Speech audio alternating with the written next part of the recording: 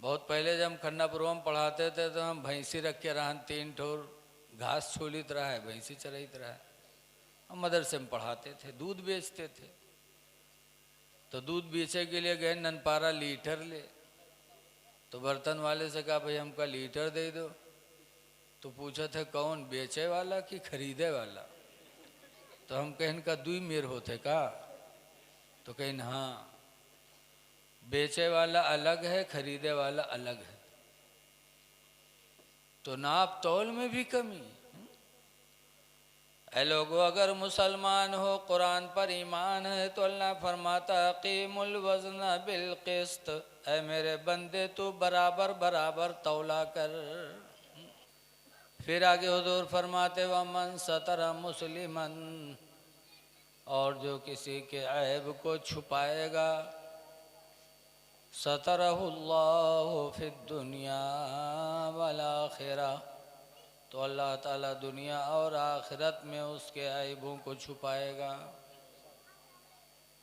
वमज्तमा कौमुन फी बैतिम मिन बुयूतिल्लाह, और जो कौम किसी जगह जमा होती है, यतदारसून किताब अल्लाह, हुजूर फरमाते जो कौम कहीं जमा होती है अल्लाह की किताब का सबक सुनने सुनाने के लिए, कुरान के सबक को सुनने सुनाने के लिए जो कौम एक जगह जमा होती है, तो हुजूर फरमाते हैं इल्ला गशियतुहुमुर रहमा, उस कौम के ऊपर अल्लाह की रहमत ढक लेती है। वहफ़्फ़तुहुमुल मलाइका, अपने परों से उस महफिल को ढांप ले। वनज़लत अलैहिमुस सकीना, और अल्लाह ताला उस कौम पर सकीना को उतारता है। सकीना, सकीना को नो बिटिया ना समझ लियो। सकीना से मतलब है सुकून व इत्मीनान, अल्लाह उस कौम के ऊपर नाजिल फरमा देता है। जो कौम अल्लाह की किताब के सबक को सुनने सुनाने के लिए जमा होती है। इसलिए खुश नसीब हो कि आपने आज अपना बिस्तर छोड़ा, अपना घर छोड़ा, अल्लाह और उसके रसूल के पैगाम को सुनने के लिए यहाँ जमा हुए। कुरान करीम सूरह रहमान की एक आयत मैंने पढ़ा है। अल्लाह ताला ने सूरह रहमान में कई मर्तबा इसी आयत को पलट पलट के फरमाया है। कई मर्तबा इस आयत को दोहराया अल्लाह ताला ने। वो कौन सी आयत है? फबिअय्यि आलाइ रब्बिकुमा तुकज़्ज़िबान, ऐ मेरे बंदे तू अपनी रब की किन किन नेमतों को झुठलाएगा। अल्लाह की किन किन नेमतों को तुम झुठलाओगे?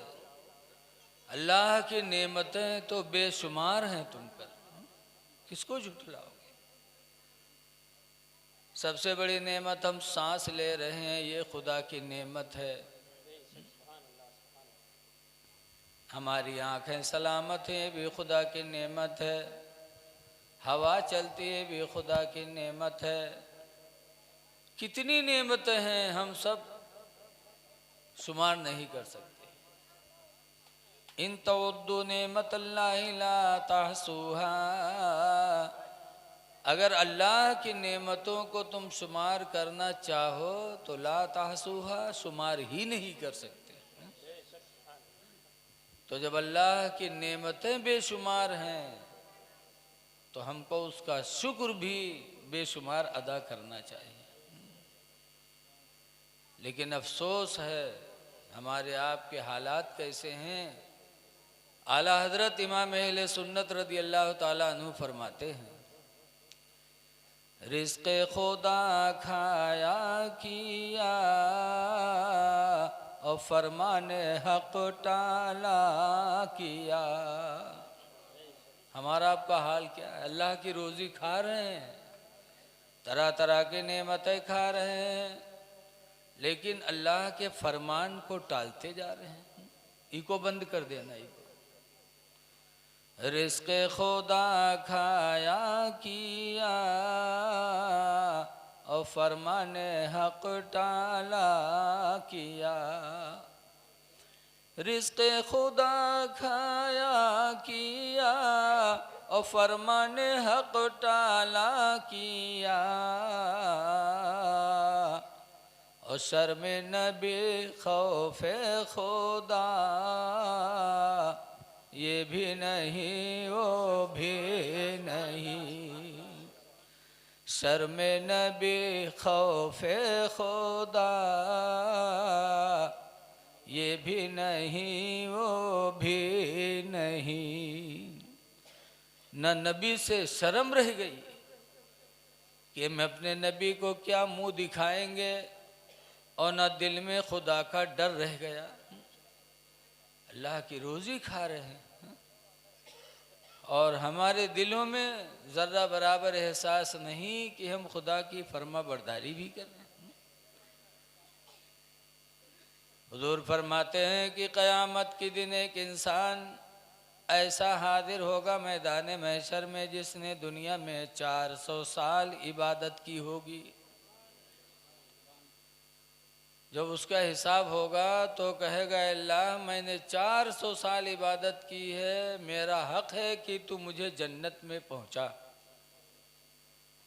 तो अल्लाह फरमाएगा, अच्छा ठीक है, 400 साल इबादत तुम्हारी एक पलरे में हम रखेंगे और हमने बहुत सी नेमतें तुमको दी हैं, उन नेमतों में से एक नेमत आँख एक पलरे में रखेंगे।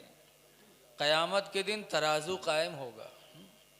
उसी सूरह रहमान में अल्लाह फरमाता, नज़उल मवाज़ीनल क़िस्त, हम क़यामत के दिन इंसाफ का एक तराजू रखेंगे। कुरान शाहिद है, इस पर ईमान लाना भी ज़रूरी है। अल्लाह को अक़ीमुल वज़न, इसीलिए अल्लाह ताला ने फरमाया अक़ीमुल वज़न बिल क़िस्त, बराबर बराबर तौलो। ये बाजार के जगह के लिए हम सोचा ये हुक्म बता दी। अक़ीमुल वज़न बिल क़िस्त, अल्लाह फरमाता है बराबर बराबर तौलो, सीधा तर्जुआ रखो, लप झप वाला न रखो। बहुत से फल बेचे वाले, कारोबार करे वाले उठाई हैं और लप से इसे करी हूँ ले, अगर सीधा पकड़े रहे तो घाट बाढ़ तो पता ही चली। बराबर बराबर तौलो, बराबर बराबर नापो। बहुत पहले जब हम खन्नापुर में पढ़ाते थे तो हम भैंसी रख के रहन, 3 ठोर घास छोलित रहा है, भैंसी चराइत रहा है। हम मदरसे में पढ़ाते थे, दूध बेचते थे। तो दूध बेचे के लिए गए ननपारा लीटर ले, तो बर्तन वाले से कहा भाई हमका लीटर दे दो। तो पूछा थे कौन, बेचे वाला कि खरीदे वाला? तो हम कहें इनका दुई मेर होते का? तो कहें हाँ, बेचे वाला अलग है, खरीदे वाला अलग है। तो नाप तौल में भी कमी। ऐ लोगो, अगर मुसलमान हो, कुरान पर ईमान है, तो अल्लाह फरमाता अक़ीमुल वज़न बिल क़िस्त, ऐ मेरे बंदे तू बराबर बराबर तौला कर। कुरान में वैलुल लिल मुतफ़्फ़िफ़ीन,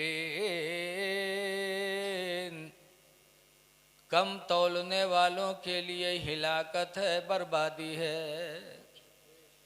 कम तौलने वाला गोया कि खुदा की ज़ात पर उसका भरोसा नहीं रह गया। उसका भरोसा उसी पर हो गया कि हम जब घाट तौलेंगे तभी हमको रोज़ी मिलेगी।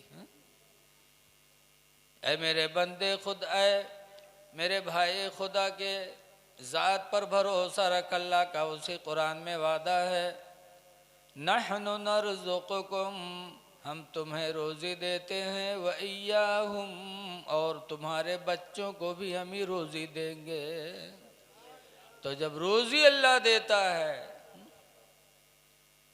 इससे अंदाज़ा लगाओ कि आजकल कोई के घर में लटान बहुत पुराने ज़माने के सखुआ लाग रहा था। जब बहन में बंटवारा होते तो लटान कटत है, भाई जिद कैले थे नहीं हम चीज़ में आधा दले भर चीज़ में, तो लटानों काटी जाते।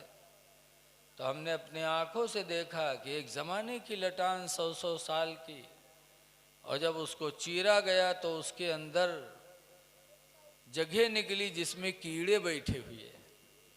देखा होगा आपने, उनको रोज़ी किसने दिया उसके अंदर?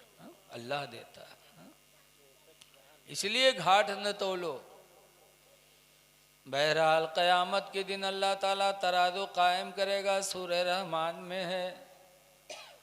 तो 400 साल जिसने इबादत की होगी उसकी 400 साल इबादत को एक पलरे में रखेगा। अब आप सोचिए हो कि नमाज रोज़ा कैसे तौले जी, लेकिन लिखा है कि ये नमाज रोज़ा अच्छी बोली इन सारी चीज़ों को अल्लाह ताला क़यामत के दिन जिस्म अता करेगा। ये सब जिस्मानी हो जाएंगे, देखने में आएंगी। इनको एक पलरे में रखेगा और एक पलरे में उसकी एक आँख अल्लाह ताला निकाल के रखेगा। और जब तौला जाएगा तो आँख का पलरा हल्का पड़ जाएगा।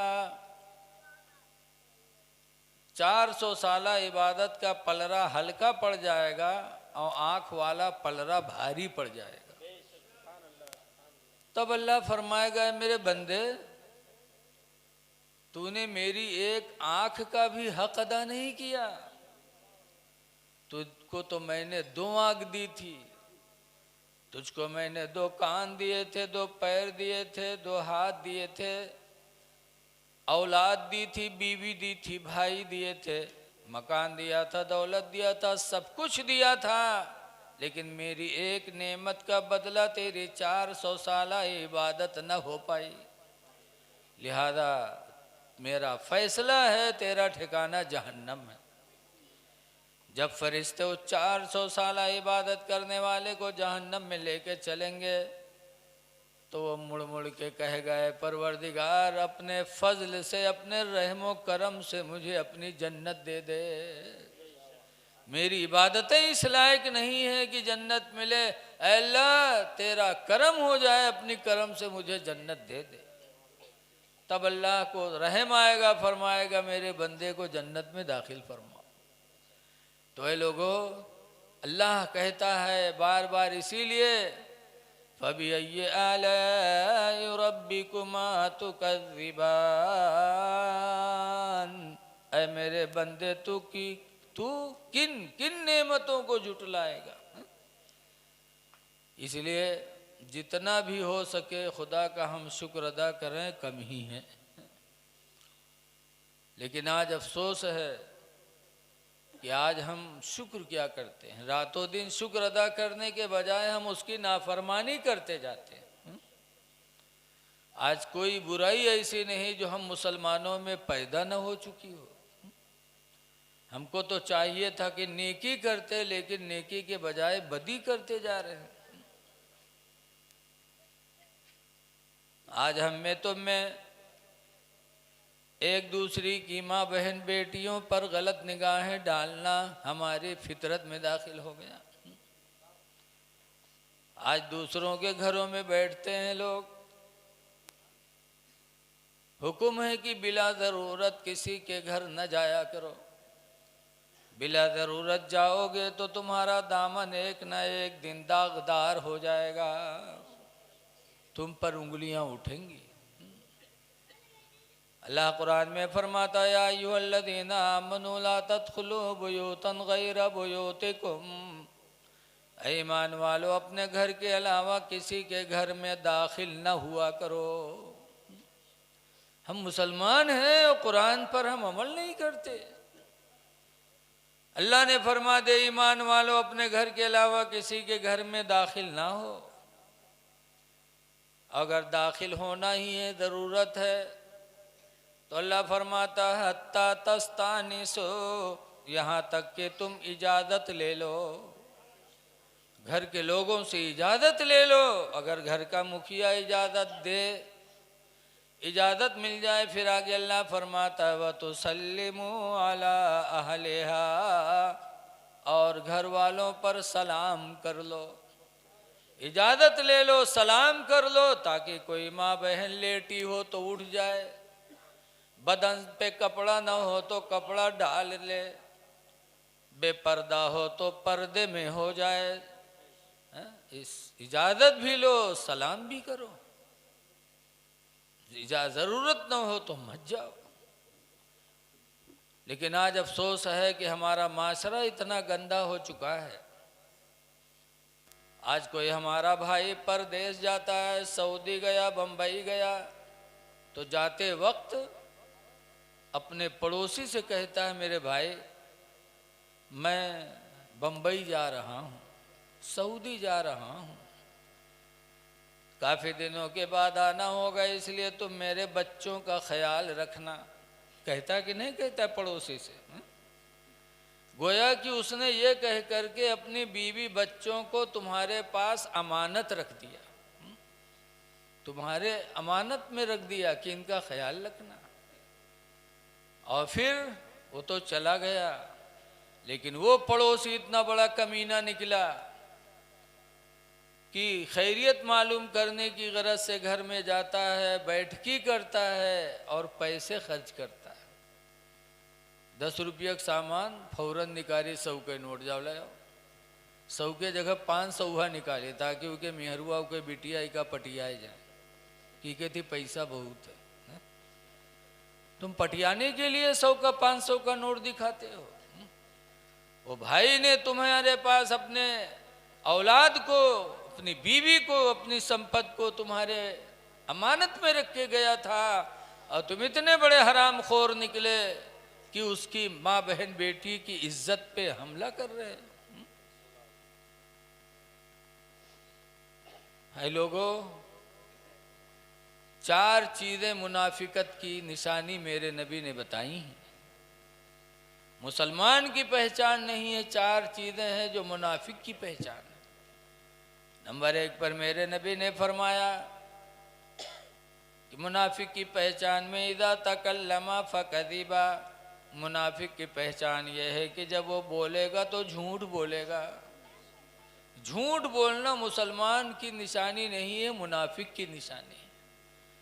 बोलते वक्त सोचो कि हम कहाँ जा रहे हैं, मुनाफिकत में जा रहे हैं कि इस्लाम में जा रहे हैं।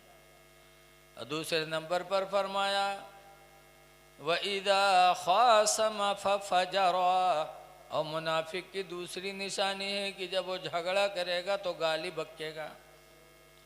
गाली बकना ये भी मुनाफिक की पहचान है, मुसलमान की नहीं।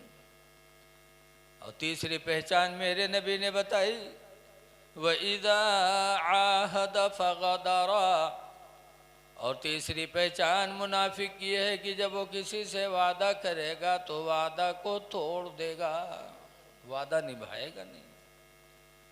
और चौथी पहचान मेरे नबी ने बताई मुनाफिक की व इदा उतमिना फखाना, कि जब उसके पास कोई अमानत रखी जाएगी तो अमानत में खयानत कर बैठेगा। अमानत में खयानत करना ये भी मुसलमान का सेवा नहीं है, मुनाफिक का सेवा है। तो एक तो मुनाफिक बन गए, और किसी की माँ बहन पर गलत निगाह डाली तो जानी भी हो गए। आप जानी बन गए। आंख से देख लेना गलत नियत से, वो भी ज़िना ही है। हज़रत उस्मान गनी रज़ी अल्लाह ताला अन्हु हुजूर के दामाद हैं, अमीरुल मोमिनीन थे। एक मरतबा एक शख्स हज़रत उस्मान गनी के पास पहुंचा तो हज़रत उस्मान गनी से उसने सलाम किया, अस्सलाम वालेकुम। तो उस्मान गनी ने मुंह फेर लिया। तो उधर आया, उधर से कहता अस्सलाम वालेकुम। तो हज़रत उस्मान गनी ने इधर मुंह कर लिया। तो फिर उधर से आया, कहता अस्सलाम वालेकुम। जब 3 मरतबा सलाम कर चुका, हज़रत उस्मान ने जवाब नहीं दिया। तीसरी मरतबा में हज़रत उस्मान गनी कहते हैं, मैं तेरे सलाम का जवाब कैसे दे दूं, तेरी निगाहों में ज़िना दिखाई पड़ रहा है, तेरी आंखों में ज़िना दिखाई पड़ता है, मैं तेरे सलाम का जवाब कैसे दे दूं।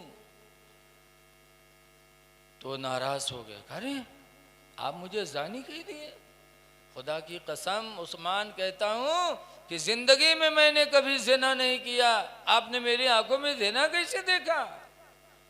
तब हजरत उस्मानी गनी कहते हैं अल्लाह को हाजिर व नाजिर जान के बताना कि आज तुम फला रास्ते से गुजर रहे थे, उधर से एक औरत गुजरी, तुमने उसके ऊपर निगाह डाली तो उस वक्त तक तुम उसको घूर घूर के देखते रहे जब तक वो दीवार के आड़ में नहीं चली गई। कहाँ उस्मान ऐसा हुआ? तो हज़रत उस्मान गनी ने कहा कि तुम्हारे आंखों ने ज़िना कर लिया, तुम जानी हो गए। तो किसी के घर में बैठकर गलत निगाह से किसी की माँ बहन बेटी को देखना मुनाफिकत भी है और ये ज़िना भी है। और तीसरा गुनाह ये कि तुमने पड़ोसी का हक मारा। पड़ोसियों का कितना इस्लाम ने हक बताया। कुरान कहता वल जारि दिल कुर्बा कि माँ बाप के साथ एहसान करो, यतीमों गरीबों के साथ एहसान करो। वल जारि दिल कुर्बा, और पड़ोसी करीबी पड़ोसियों के साथ एहसान करो। अल्लाह कहता है तुम एहसान करो और बजाय एहसान के उसका घर तुम वीरान कर रहे हो। नबी करीम सल्लल्लाहु अलैहि वसल्लम के ज़माने में भी सहाबा बाहर जाते थे। आज भी मजबूरी आदमी रोज़ी कमाने जाता है, जाना चाहिए। रोज़ी कमाने के लिए जाना, हलाल रोज़ी के लिए, ये भी इबादत ही है।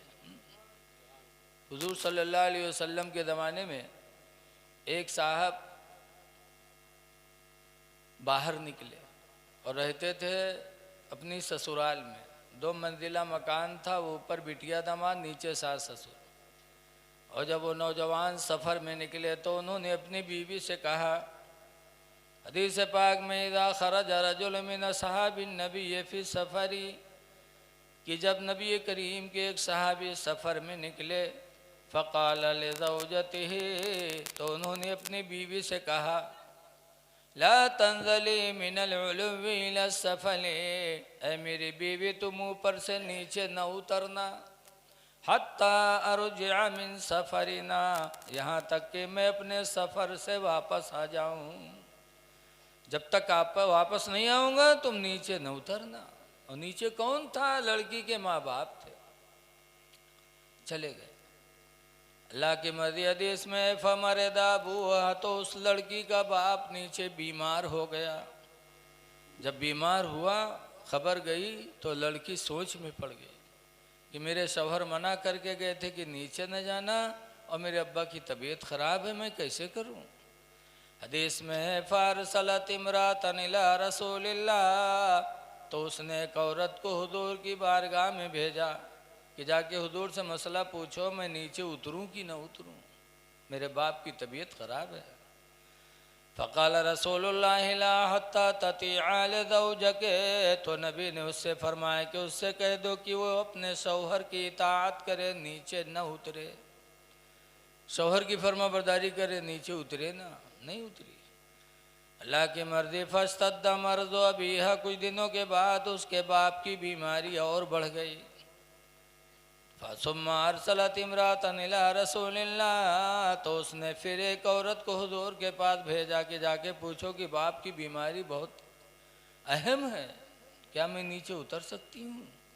फ़क़ाल रसूलुल्लाह ला हत्ता ततीअ लिज़ौजके, तो सरकार ने फरमाया नहीं नहीं, उससे कह दो कि तू अपने शौहर की फर्माबरदारी करे।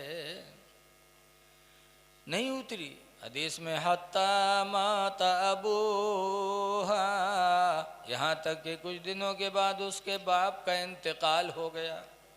वो लड़की ऊपर है।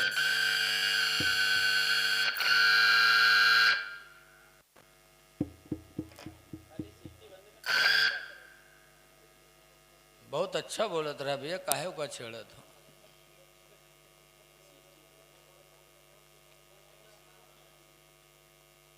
यहाँ तक कि उसके बाप का इंतकाल हो गया। फिर उसने हुजूर से खैरियत, हुजूर से मसला पूछा कि बाप का इंतकाल हो गया, हमेशा के लिए मेरे बाप का चेहरा छुप रहा है, क्या मैं अपने बाप के चेहरे की ज़ियारत के लिए उतर सकती हूँ? तो सरकार ने फिर वही फरमाया कि नहीं नहीं, तू अपने शौहर की फरमा बरदारी कर। हदीस शरीफ में है कि उसके बाप का जनाजा तैयार हुआ।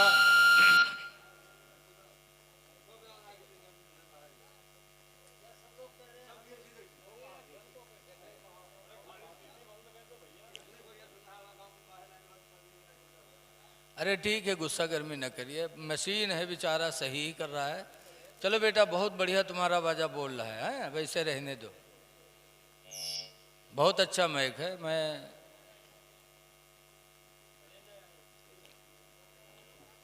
उसके बाप का जनाजा तैयार हुआ।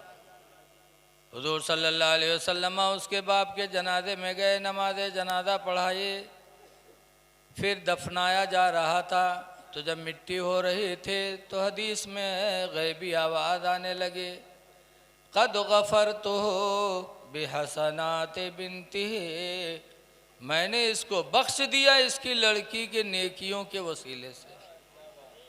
जब ये आवाज़ आई, फरिश्ते कहने लगे, कद गफरतु बिहसनाति बिन्तिही, अल्लाह का फरमान है कि मैंने इसको बख्श दिया इसकी लड़की के नेकियों के वसीले से।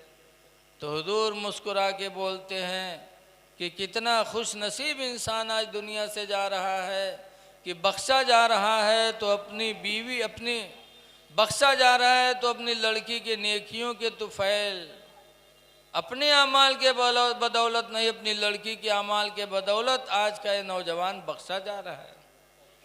पता चला कि इंसान के काम औलाद की नेकियां भी आ सकती हैं। इसलिए ऐ मेरे दीनी भाइयों, गुजारिश है कि काम अच्छे करो, अल्लाह का शुक्र अदा करो। ना नेकी नहीं कर सके तो बदी तो ना करो, किसी का एहसान नहीं कर सकते तो किसी का घर तो ना उजाड़ो। आज बहुत से मसाइल पैदा होते रहते हैं।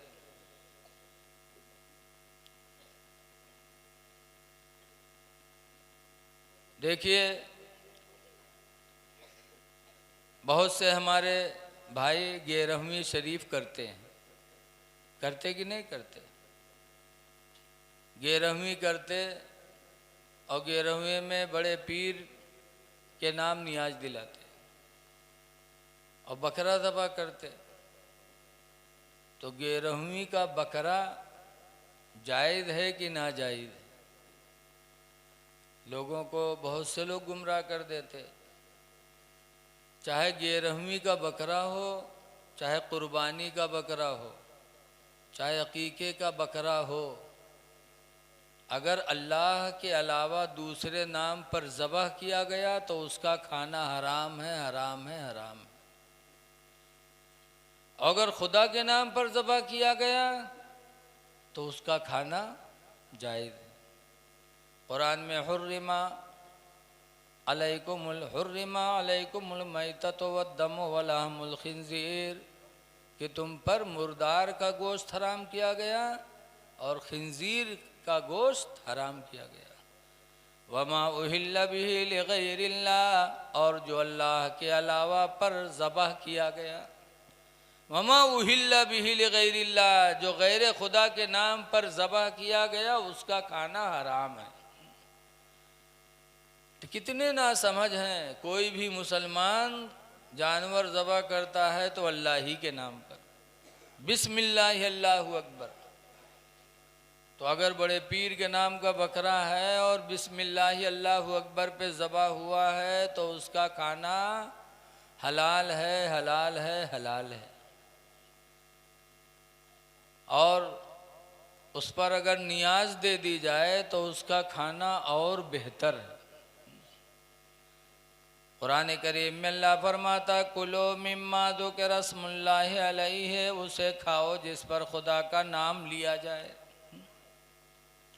इन कुंतुम मोमिनीन, अल्लाह फरमाता अगर तुम ईमान वाले हो तो उसको खाओ जिस पर खुदा का नाम लिया गया है। अल्लाह ने ईमान की शर्त लगा दी है कि ईमान वाले हो तो खाओ जिस पर खुदा का नाम लिया गया। अब यहीं से हमें लड़ना झगड़ना नहीं है। ईमान वाला होगा तो खाएगा, बेईमान होगा तो नहीं खाएगा। ऐसे ही हमें झगड़ा करने की ज़रूरत नहीं है। ऐसे अल्लाह फरमाता है या अय्युहल्लज़ीना आमनू सल्लु अलैहि वसल्लिमू तस्लीमा, ईमान वालों नबी पर दरूद पढ़ो और खूब सलाम भेजो। तो ईमान वालों को हुक्म है। अब जो ईमान वाला होगा पढ़ेगा, जो नहीं होगा नहीं पढ़ेगा। हमें झगड़ा नहीं करना है किसी से, अल्लाह ने ईमान वालों से फरमाया है। इसलिए आजकल तो एक अफसोस का मौका आता है कि 11वीं की नियाद होती है, दावत होती है, दावत खाए तो सब आई हैं, और जब शाम के मिलाद हुए तब न देखे हैं कौन। अगर कहीं कहीं हमने ऐसा देखा है कि नियाद है लेकिन जलसा ख़त्म होने के बाद, जलसा ख़त्म होने के बाद फातिहा होगी फिर दावत होगी, तो देखे थे यक्को मिलाद सुनैया उठते नहीं, सब बैठे रहिए। आज का मुसलमान खाने में बहुत आगे हो गया। आज हम खाने में आगे, अमल में पीछे।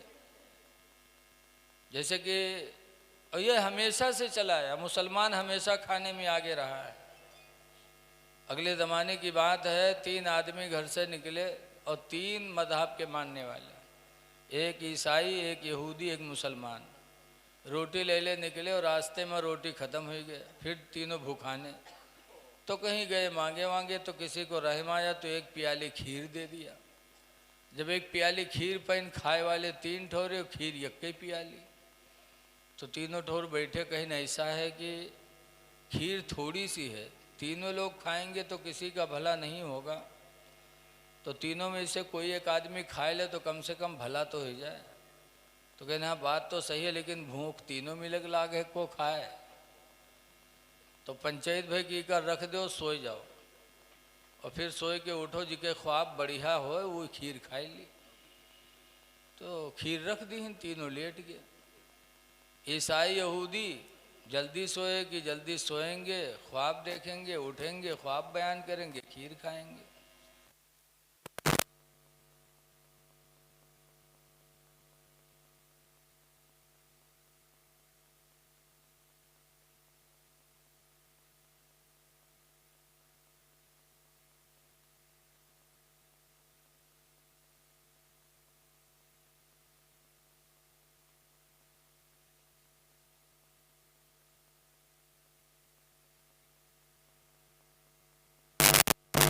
जब वो दोनों उठे तो उसका उठावे कि उठ रे, ख्वाब बयान किया जाए, जिके ख्वाब बढ़िया हो खीर खाए। जब उसका उठा के बैठाइन तो आँखी बैठ मलमलावे, कहे का बात हो, कहीं रे ख्वाब बताओ, खीर खावा जाए जिसका ख्वाब अच्छा हो।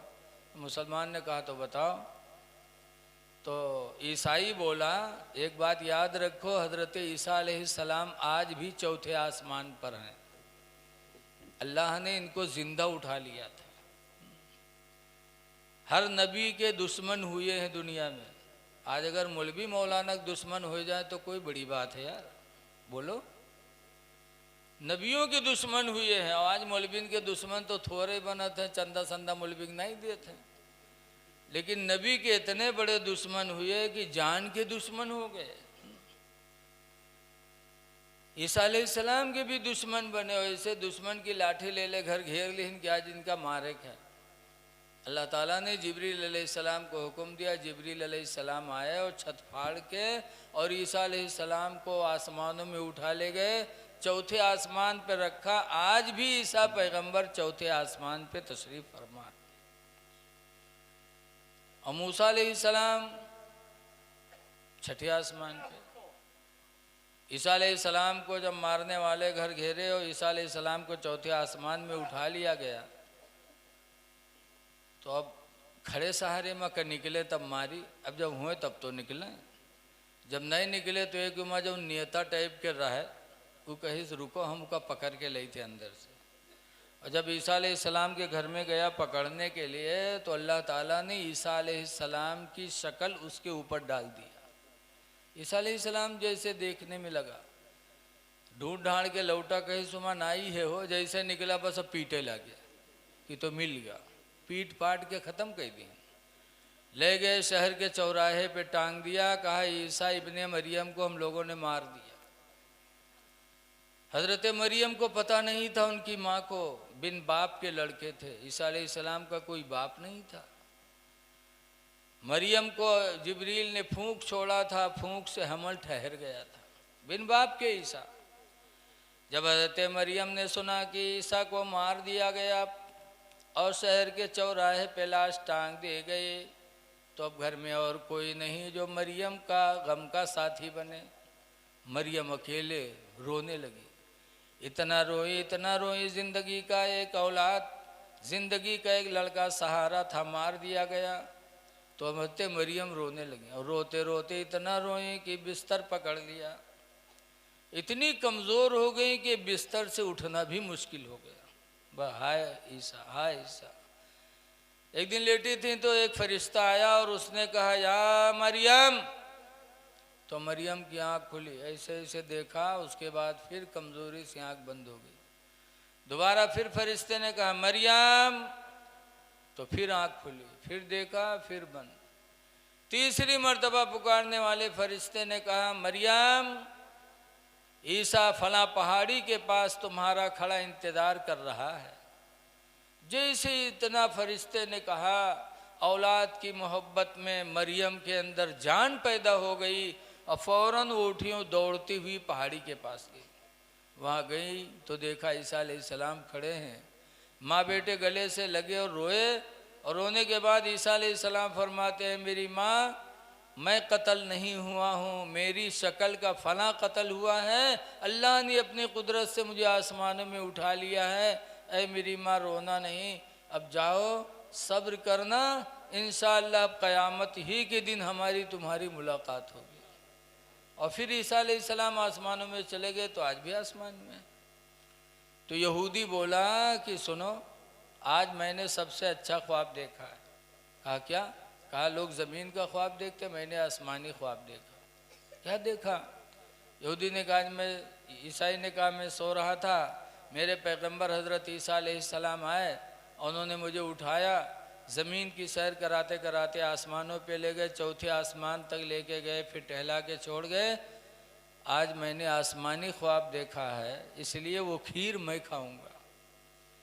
तो इस यहूदी कहा सुनो, अगर तुम्हारे पैगंबर ईसा आए थे, तुमको चौथे आसमान तक ले गए थे, तो हमारे पैगंबर मूसा अलैहिस्सलाम भी आए थे और मुझे छठे आसमान तक लेके गए, इसलिए 2 मंजिल ऊंचे में तुमसे गया हूँ, मेरा ख्वाब तुमसे ज़्यादा ऊंचा है, इसलिए वो खीर मैं खाऊंगा।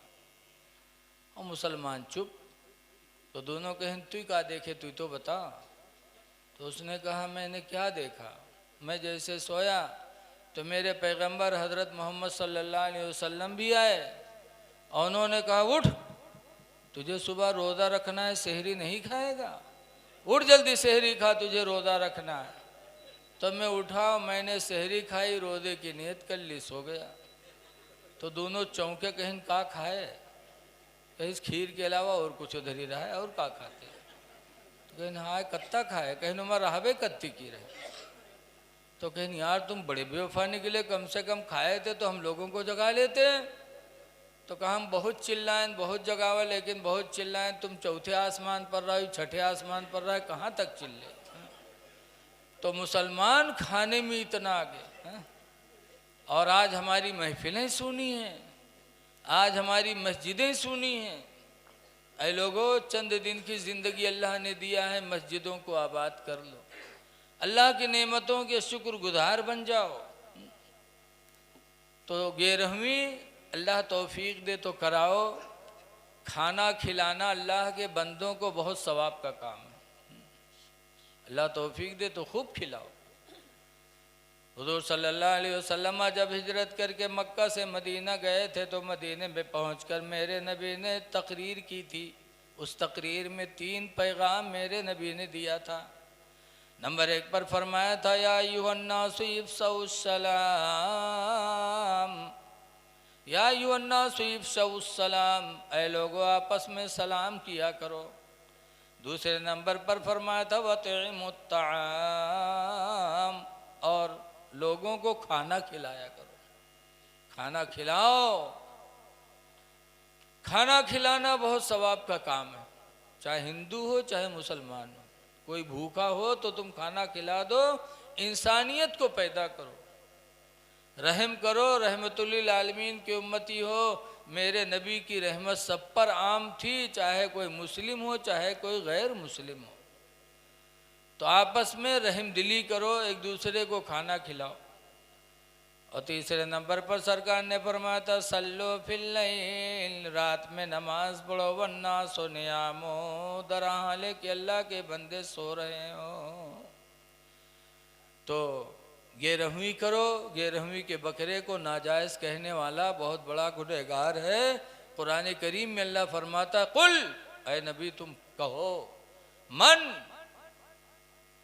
हर्रमा मा अहल्लल्लाहु, ऐ नबी कहो कौन है तुम में का उसको हराम करने वाला जिसको अल्लाह ने हलाल कर दिया, या जिसको अल्लाह ने हलाल कर दिया उसको हराम करने वाला कौन है। तो हराम को हलाल करना या हलाल को हराम कहना यह बहुत बड़ा गुनाह है, जो अल्लाह माफ़ नहीं करेगा जब तक बंदा तौबा नहीं करेगा। तो इसलिए कोई भी हुक्म करना हो तो पहले उसकी तरफ तवज्जो दो। तो ऐ लोगों, अल्लाह का शुक्र अदा करो कि अल्लाह ताला ने हमको आपको उम्मत मोहम्मदिया में पैदा फरमाया।